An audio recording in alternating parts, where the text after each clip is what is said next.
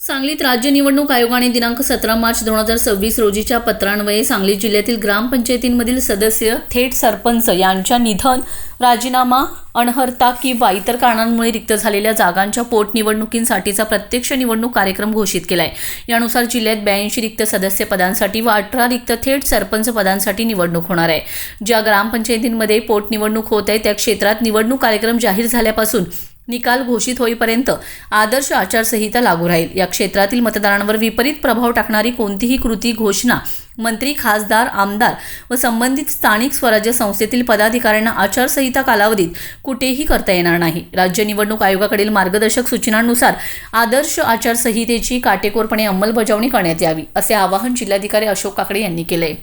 ग्रामपंचायतीमधील सदस्य, थेट सरपंच यांच्या निधन, राजीनामा, अनर्हता किंवा इतर कारणांमुळे रिक्त झालेल्या जागांच्या पोटनिवडणुकींसाठीचा निवडणूक कार्यक्रम पुढीलप्रमाणे तहसीलदार यांनी निवडणुकीची नोटीस प्रसिद्ध करण्याचा दिनांक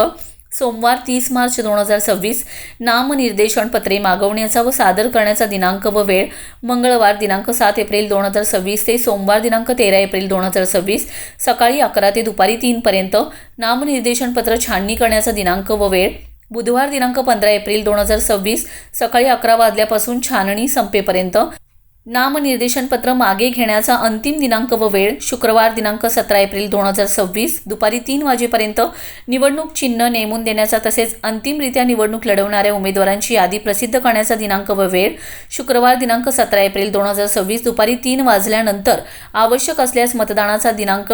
मंगळवार दिनांक 28 एप्रिल 2026 सकाळी 7:30 वाजल्यापासून ते सायंकाळी 5:30 वाजेपर्यंत, मतमोजणी व निकाल घोषित करण्याचा दिनांक, मतमोजणीचे ठिकाण व वेळ जिल्हाधिकाऱ्यांच्या मान्यतेने तहसीलदार निश्चित करतील त्यानुसार राहील। बुधवार दिनांक 29 एप्रिल 2026 जिल्हाधिकारी कार्यालयामार्फत निवडणुकीच्या निकालाची अधिसूचना प्रसिद्ध करण्याचा अंतिम दिनांक बुधवार दिनांक 6 मे 2026।